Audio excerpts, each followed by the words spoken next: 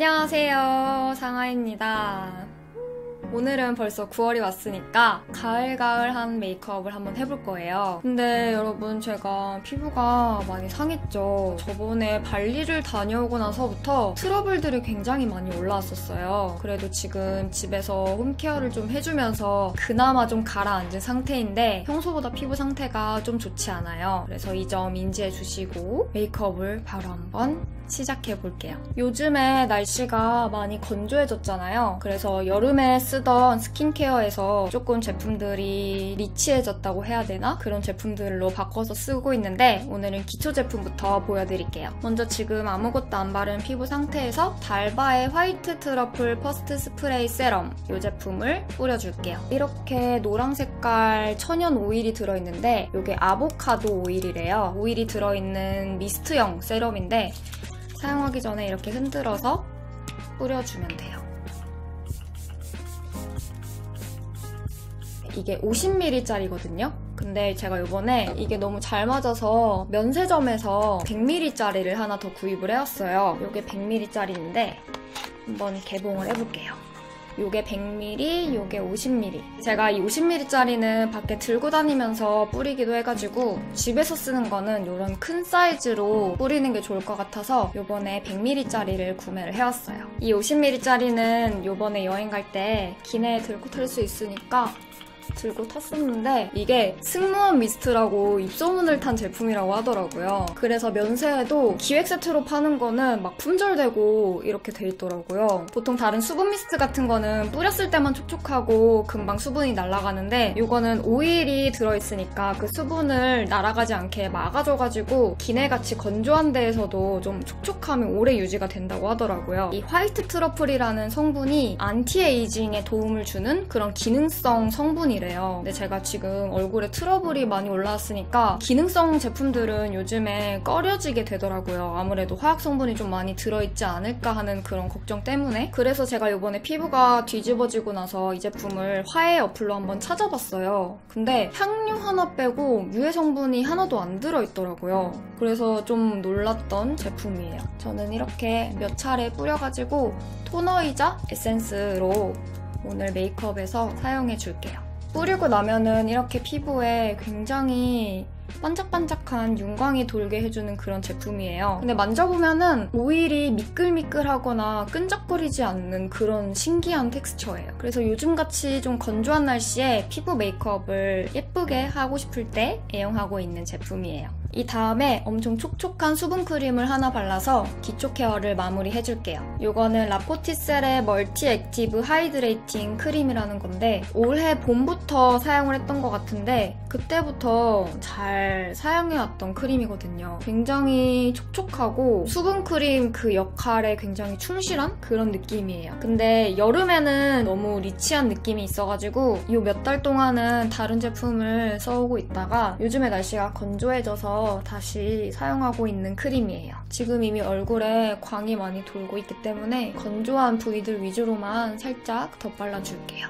이 크림은 지성 피부이신 분들은 아직 요즘 같은 날씨에 좀 유분이 느껴질 수도 있는 느낌인데 겨울에 정말 찢어지게 건조할 때 그럴 때 사용하기에 굉장히 좋은 그런 꾸덕하고 촉촉한 수분크림이에요.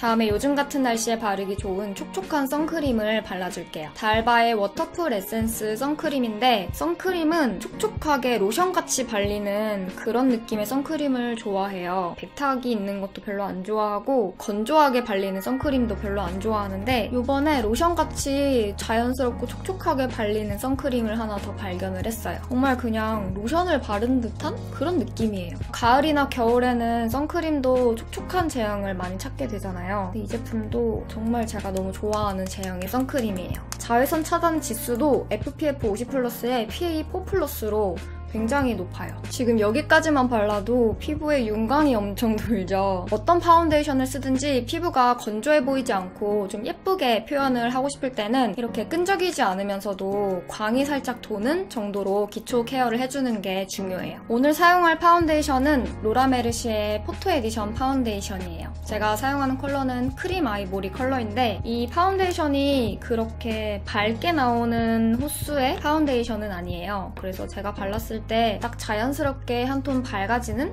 정도의 색깔이에요. 오늘 사용할 퍼프는 자주의 오각 스폰지를 사용해줄게요. 이 파운데이션이 저는 워낙에 좋아하는 파운데이션이라서 여름에 사용해도 저는 상관이 없는데 요즘 같은 환절기나 겨울에 사용하기 좋은 그런 부드러운 텍스처의 파운데이션이에요. 그래서 면세점 추천템을 많이 질문을 해주시는데 저는 이 로라 메르시의 포토 에디션 파운데이션도 추천템으로 꼽고 싶어요. 대신에 커버력이 높다라기보다는 피부 표현이 예쁘게 되는 그런 파운데이션이에요. 지금 얼굴에 한 번 레이어를 깔아준 상태예요. 굉장히 자연스럽게 커버가 되죠. 그리고 저는 여기서 얼굴 중앙을 위주로 한 번 더 발라줘요.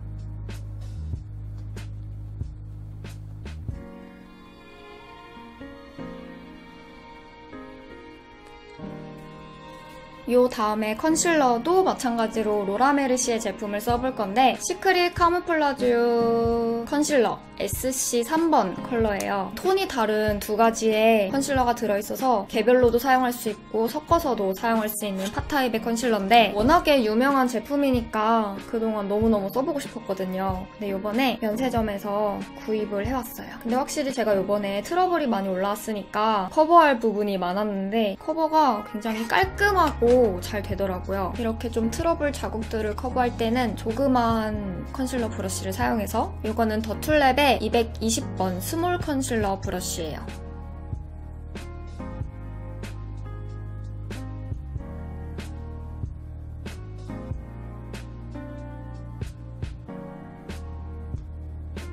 이 다음에 얼굴에 광이 불필요한 부분들에만 파우더 처리를 해줄게요. 코스알엑스의 퍼펙트 세범 센텔라 미네랄 파우더. 이거는 요번에 코스알엑스에서 나온 따끈따끈한 신제품이더라고요. 피부를 재생시키는 센텔라 성분이 들어간 미네랄 가루 파우더라고 하는데 오늘 처음 써보는 거예요. 파우더 입자가 엄청 고운 것 같아요.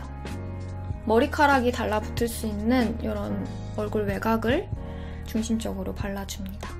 이런 코 주변이 반짝거리게 되면은 좀 지저분한 광으로 보일 수가 있거든요. 그런 다음에 눈썹을 그려줄 부분에 유분기를 마지막으로 없애줍니다. 그리고 오늘은 가을스러운 느낌을 내기 위해서 붉은 톤의 브론저를 쉐이딩으로 넣어줄 거예요. 나스의 라구나 컬러예요. 여름에 블러셔 겸 브론저로 사용해도 너무 예쁜 컬러인데 이거를 오늘 쉐이딩으로 살짝 넣어줄게요. 여기 역광대를 위주로 많이 발라주고 남은 잔량으로 그냥 턱을 가볍게 쓸어줍니다. 그 다음 코 쉐딩도 브러쉬에 정말 가볍게만 묻혀가지고 너무 티나지 않게 아주 살짝만 쉐이드를 넣어줄게요. 그 다음에 오늘 아이 베이스 컬러로도 발라줄게요. 눈두덩이 전체에 아이홀의 영역에 그대로 넓게 발라줄게요.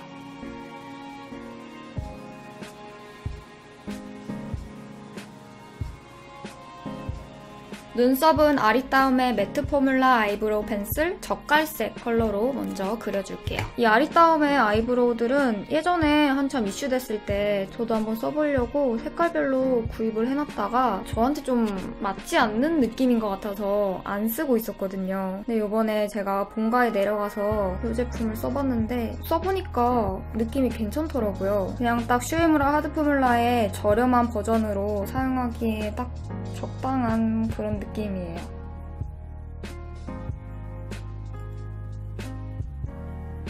이 다음에 좀 더 선명하게 부분 채워줘야 할 부분은 회갈색 컬러로 채워줄게요. 특히 이런 눈썹의 끝부분은 앞부분보다 훨씬 진하게 그려야 눈썹이 좀 더 안정적으로 보이거든요. 그래서 저는 항상 끝부분은 좀 더 진한 컬러로 모양을 더 선명하게 그려주는 편이에요. 그 다음 발라줄 포인트 섀도우는 삐아의 라스트 블러쉬 코랄 블로썸이라는 블러쉬예요. 블러쉬 제품인데 이번에 이거를 섀도우로 한번 발라봤는데 색깔이 너무 예쁜 거예요. 굉장히 화사한데 그렇게 피부 색깔이랑 이질적으로 보이지 않는 그런 예쁜 코랄 색이에요. 눈두덩이 뒤쪽 부분을 중심적으로 발라줄 건데 가을에는 색조를 좀 진하게 발라줘야 예쁜 것 같아요. 그래서 평소보다 아이홀 아주 넓게 색조가 보일 수 있도록 이렇게 넓게 발라줄게요.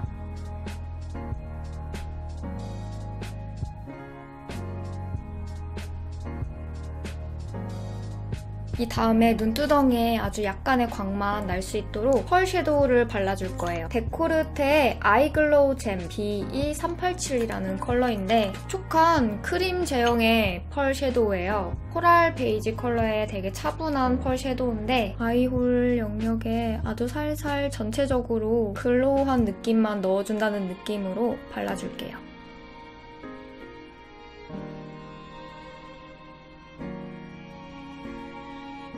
그리고 언더라인에는 딱 중간 지점에만 입체감이 살짝 돋보이도록 이렇게 발라줄게요. 그리고 마지막 음영은 이 제품을 사용해줄 거예요. 히코의 스컬프팅 터치 201번이라는 제품인데 스틱 타입의 크림 쉐이더예요. 이게 제가 예전에 홍콩에서 지낼 때 구입했던 제품인데 쉐이딩용으로 사용하기에는 제가 너무 어두운 컬러를 구입을 했더라고요. 근데 이거를 손가락에 조금 묻혀가지고 눈두덩이에 음영으로 넣어주면 나름 매력적인 컬러더라고요. 이렇게 손가락에 조금만 묻혀가지고 끝부분에다가 톡톡톡톡 발라주면 음영을 넣어주는 거예요.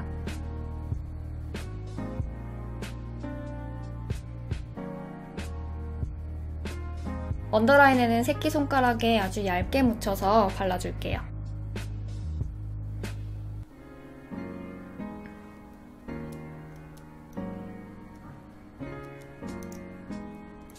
아이라인은 삐아의 라스트 오토 젤 아이라이너 로즈 코코라는 컬러의 로즈 브라운 컬러로 그려줄 건데 오늘은 섀도우의 색감을 강조하고 속눈썹을 강조할 거기 때문에 아이라인은 눈 뒤쪽 부분에만 살짝 그려줄 거예요.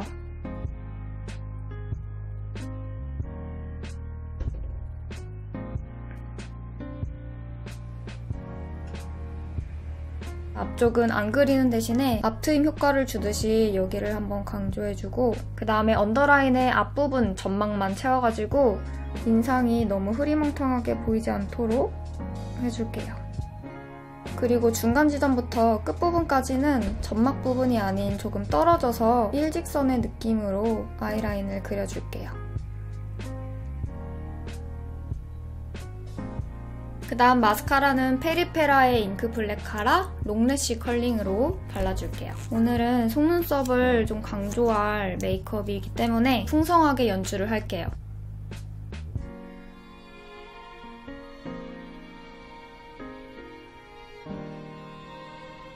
이렇게 마스카라까지 완성을 하고 오늘은 점막을 채우는 거를 생략할게요. 점막을 메꾸게 되면 속눈썹이 살짝 묻히는 느낌이 있더라고요. 오늘은 속눈썹이랑 섀도우의 색감을 강조하는 좀 맑아 보이는 눈을 연출을 하기 위해서 점막은 생략하도록 할게요. 대신에 좀 더 맑은 느낌이 나도록 화이트 펄 섀도우를 발라줄게요. 클리오의 프리즘 에어 섀도우 텐더라이트 컬러예요. 화이트 골드 색깔로 눈 앞머리나 애교살 같은 데 발라줘도 좋고 선명한 하이라이터를 넣어주는 용도로도 바르기 되게 좋은 컬러예요. 이거를 눈 앞머리 애교살 부분이랑 눈의 앞머리에도 이렇게 발라서 밝혀줄게요. 블러셔는 RMK의 인제니어스 파우더 치크 N14번 컬러를 발라줄 건데 아주 미세한 펄이 들어있기는 한데 발랐을 때 그렇게 티는 나지 않아요. 코랄 오렌지 컬러의 치크를 발라줄게요. 광대 옆부분에서 살짝 색감이 안쪽으로 들어오듯이 밖에서부터 발라줄게요.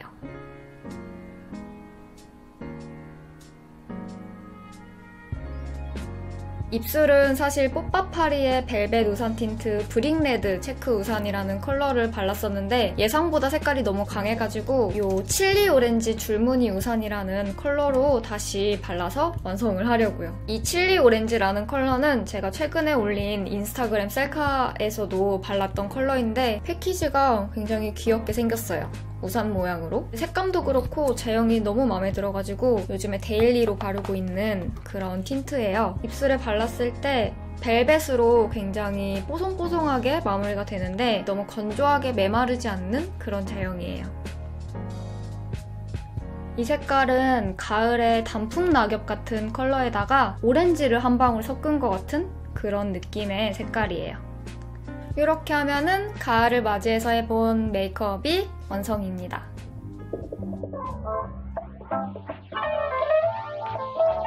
여기까지 뭔가 오랜만에 찍어본 것 같은 메이크업 튜토리얼을 마치도록 할게요. 가을은 너무 순식간에 지나가는 계절이니까 여러분 모두 순간순간을 놓치지 않고 제대로 만끽할 수 있는 계절을 보내시길 바랄게요. 그럼 오늘 영상도 여기까지 봐주셔서 너무너무 감사드리고 저는 다음 영상으로 돌아올게요.